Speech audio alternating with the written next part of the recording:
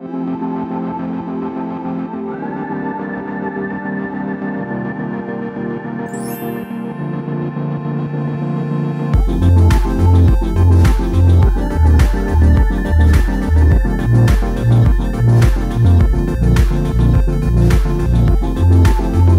à tous, c'est Z pour la vape du palais. On se retrouve aujourd'hui pour parler du Vapsio Cosmo. Je vais vous le montrer ici de manière plus proche, voilà. Alors c'est un starter kit proposé par Vapsio, extrêmement simple, qui se veut être le Q16 killer de l'année. Alors est-ce qu'on tient là notre prochain champion? Voyons voir ça de plus près. Alors voyons voir ce que cette boîte de Vapsio Cosmo contient. Comme vous voyez, c'est un échantillon test que j'ai reçu. L'appareil existe en 4 couleurs. Là j'ai le modèle noir, il y a le modèle rouge également, le modèle or et le modèle bleu.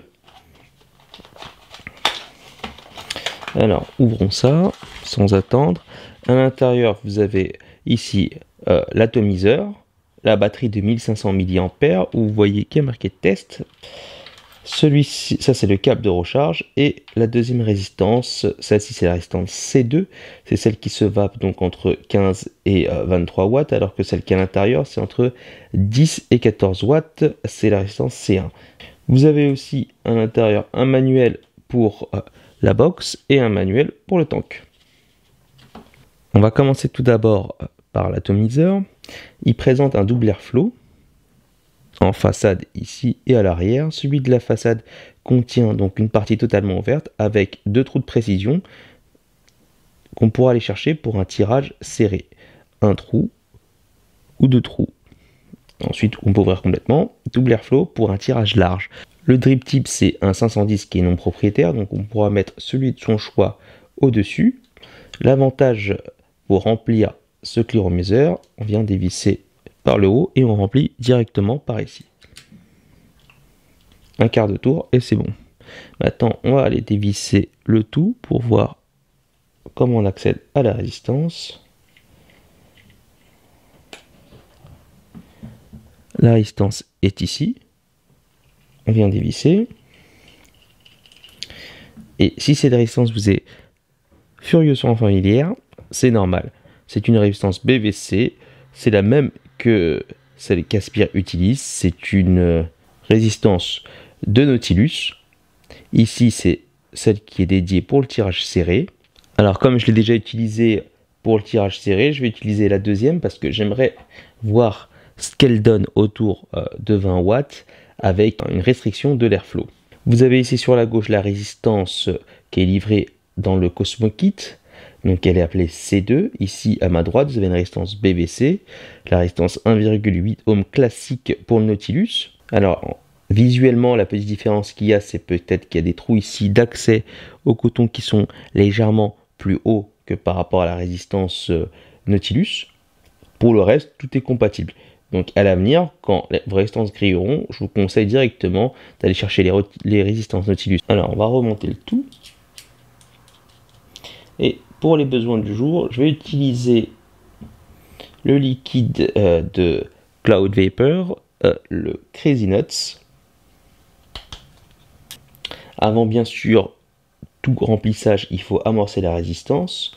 Donc là, on va accéder au coton.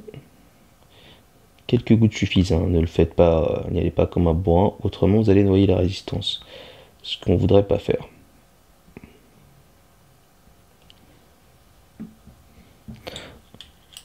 On vient revisser le tout.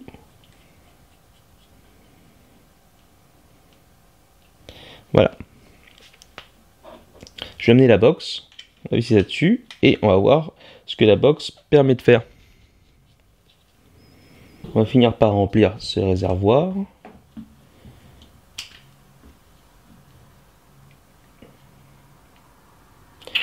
C'est quand même tout de même plus facile qu'un remplissage par le bas. Et ça va dans le bon sens parce qu'il faut démocratiser la vape chez les personnes qui sont un peu rebutées du côté manuel de la chose. Alors au niveau de la box, sur le côté aussi vous avez marqué Vapsio, vous n'aurez pas marqué test, ça c'est juste pour moi qui est un échantillon de test. À l'avant vous avez bien sûr la prise micro USB qui permet de recharger l'appareil. Ici, vous avez le bouton Fire. En appuyant 5 fois, donc vous l'éteignez. En appuyant 5 fois, vous rallumez l'appareil. Vous avez ici un sélecteur qui permet de sélectionner 3 modes de puissance. Je ne sais pas si on voit bien sur la caméra. Je vais voir ça après en changeant la balance des blancs. Le reste est assez sobre. C'est en métal brossé, donc bienvenue. Ça donne un côté classe à l'appareil, même si le plastique sur le côté descend un peu le niveau général et la bonne finition de l'appareil. En bas, vous aurez l'inscription CE et 2 trous de dégazage, et c'est à peu près tout. Notez aussi la présence de 2 vis qu'on peut dévisser ici et une dernière vis ici à l'arrière afin d'ouvrir ce boîtier-là et d'accéder à l'intérieur de l'appareil. Ce que je n'ai pas fait d'ailleurs. Donc si jamais vous vous aventurez par là, dites-moi ce qu'il en est. Dites-moi ce que vous découvrez à l'intérieur. Alors, je vous ai changé un peu la balance des blancs pour pouvoir voir ce que l'écran affiche. Vous avez ici un sélecteur, comme je vous le disais, qui permet donc de changer les modes. Voilà. H pour high, L pour low et M pour medium.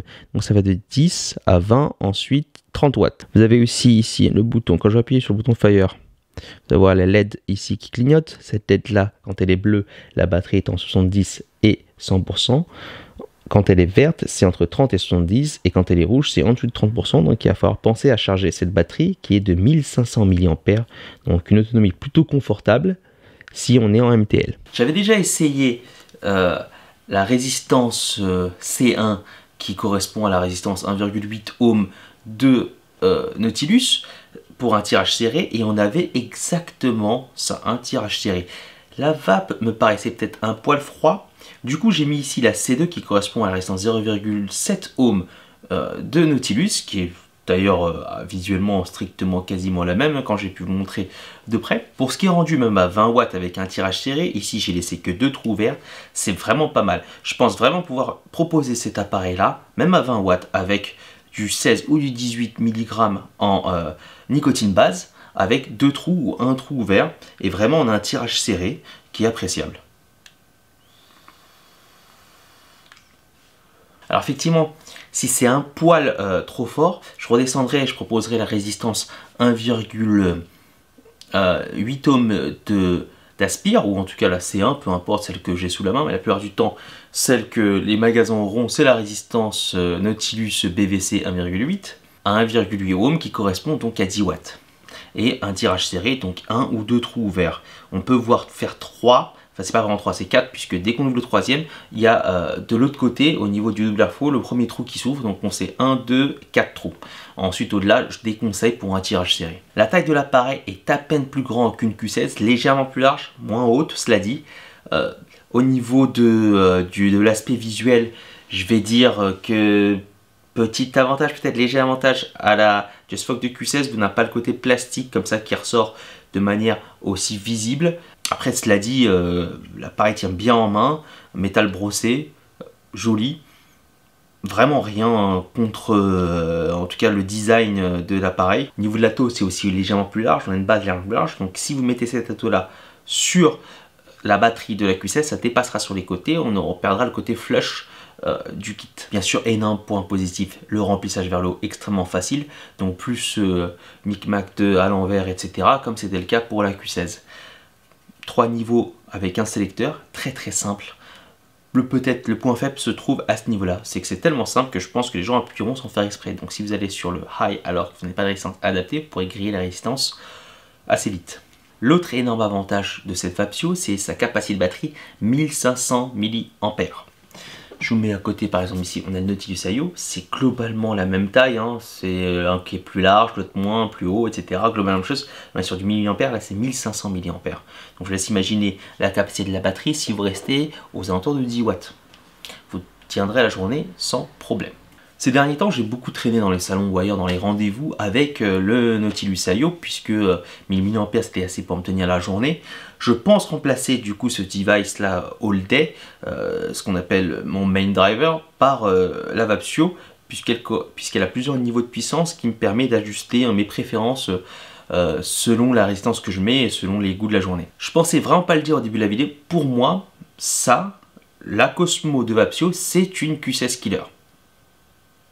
Voilà. C'est à ce point-là que l'appareil est bon. Surtout qu'avec Vapsio, c'est plutôt une histoire de je t'aime moi non plus. Il y a eu quelques appareils qui m'ont pas plu. Du coup j'ai arrêté d'en recevoir et de les tester. Là j'ai reçu la Vapsio et très belle surprise. D'ailleurs à ce propos je remercie l'Émotion, c'est un grossiste français qui se trouve à Bobigny, donc pour les franciliens, les professionnels franciliens, vous pouvez toujours aller le voir. L'avantage de ce grossiste, c'est qu'il a un showroom, il pourra vous montrer comment marchent les appareils pour que vous puissiez vous familiariser avec les nouveautés et ensuite les proposer vous également dans votre magasin. C'est un appareil que je conseillerais sans souci à n'importe qui, même les clients de passage, parce qu'elle utilise justement la résistance BVC Nautilus d'Aspire. Donc il est très probable que partout que vous alliez, dans n'importe quel magasin de France et de Navarre et à l'étranger, le Vapshop ou la boutique qui vendra de la vape aura ces résistances PVC Nautilus. Voilà mon verdict, on arrive au terme de cette vidéo. Merci de m'avoir suivi, c'était Z pour la vape du palais. Vous pouvez bien sûr me suivre sur mes réseaux sociaux, Facebook, Twitter, Instagram et mon blog. Merci et à la prochaine fois.